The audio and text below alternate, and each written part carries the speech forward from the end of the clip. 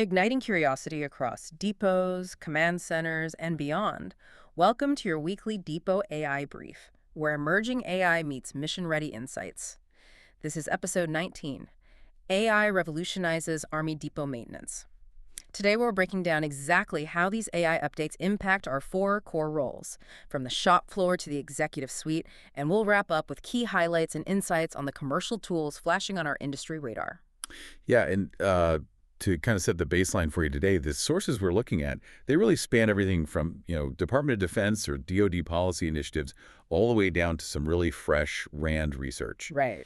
And I'd say the common thread tying all this together is just how artificial intelligence is completely transforming the OIB, that's the organic industrial base. Okay, yeah. And of course, the operations over at AMCOM, the Aviation and Missile Command. I mean, the scale of what we're looking at here, it's no longer just conceptual, right? It's actively changing how the military sustains its fleets. Yeah, let's start right where where the rubber meets the runway, or I guess where the rotor meets the sky here. The folks on the floor doing the actual hands-on work, the diagnostics, and just keeping everything safe. The artisans. Yeah, exactly, the artisans. Our sources are highlighting this massive win that's being driven by Palantir's modular open systems approach to predictive maintenance. But before we get into the actual numbers on that, we should probably unpack how a modular open systems approach, or MOSO, actually functions when you're on the shop floor. Well, the mechanism of MOSA it's crucial here. Yeah. Because historically, military hardware and software, they've just been plagued by this proprietary vendor lock-in. Oh, totally. Like you buy a diagnostic tool from Company A. And it only talks to Company A software, exactly. So Palantir's approach basically breaks down those walls. It creates an architecture where all these disparate data streams can flow together. So whether that's raw vibration data from a helicopter's rotor or, heat signatures from an engine block. Or like acoustic anomalies picked up during a test flight. Right, exactly. All of that can be ingested into a single unified environment completely, regardless of who manufactured the original sensor. It's basically, it's like installing a universal power grid in a house, right? Instead of needing to rewire the entire building every time someone invents a new appliance, you just plug the new AI tool into the existing socket. And that's a great way to put it. The data just flows freely. And because of that free flow, I saw the RAND research points out a really staggering jump in readiness. Like this predictive maintenance approach has raised average system uptime from 85% to 95%. Yeah, and in the world of military logistics, a 10% jump in mission readiness it's a paradigm shift. It's massive. It means way more aircraft are ready to fly and fewer assets are just sitting idle waiting on a surprise repair. But, the RAND research emphasizes that this isn't magic. Right. It's all about the data. Exactly. It relies entirely on that continuous, accurate flow of data from those operation pipelines. The AI is out there detecting microscopic anomalies in sensor data that human senses just simply cannot detect, at least not until the component is visibly failing. Right, and for the artisans at facilities like, say, CCAT, the Corpus Christi Army Depot, this data pipeline is what makes their daily tools actually function. And they interact with this capability through authorized tools, right, like Army Vantage. Yes, exactly. So a mechanic at CCAD can literally pull up Vantage on a ruggedized tablet, and they can see a flagged potential failure on, say, a Black Hawk helicopter before that aircraft ever hits the maintenance bay. That's wild. So the interface just takes all those tiny data points and translates them into actionable maintenance tasks. Yeah, pretty much. The mechanic sees that a specific bearing has a 92% probability of failure within the next 50 flight hours. Wow. So they can prep the parts, get to be ready, and know exactly what they're looking for before they even pick up a wrench. But knowing the mechanics I've worked with, this raises a huge cultural friction point. If you have a veteran who's been turning wrenches for 20 years, right? And their physical intuition, their gut, says the aircraft is perfectly fine, but some tablet says a component is going to fail. I mean, how do we bridge that trust gap? You can't just mandate trust in an algorithm. Oh, absolutely not. That trust, it has to be built organically through repeated accuracy, not through, some policy memo. Right. The AI acts as this incredibly sharp diagnostic instrument that basically augments the artisan's physical experience. Over time, as mechanics open up a gearbox that was flagged by Vantage, and they find the exact microfracture the system predicted. They start believing it. Exactly. The tablet shifts from being this annoying management mandate to becoming their most trusted tool. It's an evolution of their toolkit. Okay, and here's the catch. Fixing a helicopter before it breaks only works if the mechanic actually has the replacement part in their hand. That is the big catch, yes. Because that predictive flag on the tablet is completely useless if the warehouse shelf is empty. Which, naturally brings us to the data crunchers, the analysts who are managing the supply chain. Because all of this predictive data generated by the artisans on the floor, it has to go somewhere. Right, and the landscape for the analysts is evolving so fast right now. Hmm. Commercial freight operators are actually trying to copy the Defense Logistics Agency's playbook. Wait, really? The commercial guys are copying the military? Yeah, the DLA is aggressively pioneering AI here. Right now, we're seeing 55 different AI models actively transforming military supply chain operations. Wow. Because anyone who has spent time in a logistics shop knows the historical pain of the Global Combat Support System Army, or GCSS Army. Yeah, the endless spreadsheets. Right. It's this massive, complex system of transactional data. Building a combat readiness dashboard used to require, running complex queries, exporting static reports into Excel, building pivot tables, and just wrestling with the data all day. By the time you presented the dashboard to a commander, the data was already stale. Completely stale. So how do these 55 new models actually change that interaction? Are we just making prettier dashboards, or are we fundamentally changing how we forecast supply needs? No, it's a fundamental change. They shift the interaction from manual data extraction into a natural language conversation. What do you mean? Well, analysts are now leveraging tools like Ask Sage to interact with GCSS Army.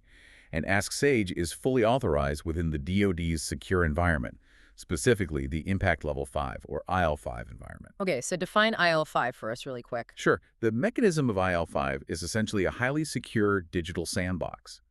So data can be processed by the AI within the perimeter, but nothing, and I mean nothing, leaks out to public commercial servers. Okay, so because it's in that secure sandbox, an analyst doesn't have to write a complex SQL query anymore. Exactly. They can literally just ask the AI, in plain English, to forecast the burn rate of a specific rotoblade component over the next 6 months based on, current operational tempos. And Ask Sage just parses the millions of rows of data and gives you the insight.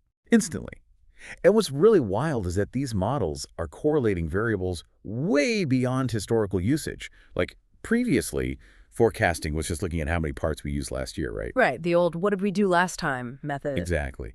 But now, these 55 models are ingesting dynamic variables, current weather patterns, upcoming deployment schedules, global supply chain bottlenecks, and critically, the real-time predictive maintenance flags coming directly from the artisans on the floor. It's shifting the supply chain from a reactive system to more of a nervous system. Yes. Like instead of the brain sending blood to a muscle after it's already fatigued, the AI is reading the electrical signals and pumping oxygen to the muscle before you even lift the weight. We're pre-positioning parts before the formal demand signal is ever even triggered. That is the perfect way to visualize it. I mean, it literally changes the physics of military logistics. Yeah. But, when you have a dynamic supply chain functioning like a nervous system, the human workflow on the floor has to be just as dynamic to match it. Oh, absolutely. Because if parts are arriving just in time based on these algorithms, you can't just have a static, 9 to 5 monthly shift schedule for your mechanics. You can't. And that brings us to the folks actually managing the teams, the supervisors. According to the research we looked at on the 10 key AI workforce trends in 2026, one of the most significant shifts we're seeing is how AI is actively flattening organizational structures. Yeah, the DLA's use of machine learning, or ML, for military supply forecasting directly dictates the workflow on the floor now. So supervisors, they're kind of caught in the middle. How so? Well, they have to orchestrate the human labor to execute the AI's optimized supply plan. So because of this, their focus is shifting entirely to efficiency, rostering, and just aggressively removing administrative friction from their day. Right, because for a supervisor managing a busy bay at CCAD, they are constantly bogged down by red tape. I mean, policy updates, safety memos, compliance checklists, it never ends. Yeah. But now they can use authorized tools like GenAI.mil or Microsoft Copilot. So if a new 50-page DoD memo comes down regarding the handling protocols for some new aviation lubricant. The supervisor doesn't have to spend 3 hours reading it. Exactly. They just feed it into GenAI.mil and ask for a localized 3-paragraph summary of how it impacts their specific team's safety protocols. Right. And they can also use those exact same tools to ingest the dynamic supply chain forecast we were just talking about and automatically draft complex shift rosters. So the AI just does the scheduling. Yeah, the AI analyzes when the aircraft are scheduled for bay maintenance, when the parts are actually arriving, and matches it against the qualifications and availability of the mechanics. Okay, but this raises a red flag for me. Flattening an organization and having an algorithm perfectly optimize the human schedule. I mean, that sounds great on a spreadsheet. Sure. But humans aren't machines. If an AI is dictating the schedule, how does a supervisor maintain team morale and the actual human touch of leadership? That's a great question. And the defense workforce transformation strategies actually lean into this paradox. By utilizing AI to handle the rostering, the memo summaries, and just that relentless administrative burden. The supervisor reclaims their time. Exactly. Instead of staring at a spreadsheet in a back office for 4 hours, they're out on the shop floor. The AI automates the management of tasks, which gives the supervisor the bandwidth to actually lead, to mentor, and to check in on their team. So the algorithm buys you time to be a human leader. That's exactly it. That makes perfect sense. But let's elevate this to the 10,000-foot view now. We've covered the artisan, the analyst, and the supervisor. Now we really need to look at the executives, the commanders dealing with high-level strategy, budgets, and DoD-wide compliance. Because at this level, the conversation is heavily focused on the DoD AI acceleration strategy. Oh yeah, the Pentagon just released a new AI strategy memorandum that mandates a fundamental shift toward what they're calling AI-first operations. AI-first operations, that's a strong phrase. It really is. Yeah. And we're also seeing the Department of the Air Force, or DAF, releasing data strategies that are heavily impacting 2026 funding and legislative implications across the board. AI-first operations is just a massive conceptual leap. I mean, it means they're no longer just treating AI as an add-on feature for legacy systems, right? Right. They are treating data as a primary military asset, and the systems are being built around the algorithms from the ground up. Wow. And to support that structural change, the Chief Digital and Artificial Intelligence Office, the CDAO, has actually introduced completely new Army career paths specifically for AI and ML officers. So the military is actively breeding a new type of leader whose primary domain is algorithmic warfare and data architecture. Exactly. But for the executives currently in the seat, the immediate pressure is scaling this technology securely. Yeah, because at the executive level, one data spill from an unauthorized tool isn't just an IT issue, it's a strategic disaster. A total disaster. This is where I see a massive tension point. How do commanders balance the Pentagon's mandate for rapid AI adoption with the notoriously strict requirements of military compliance and security? It kind of feels like being told to win a race while keeping your foot heavily on the brake.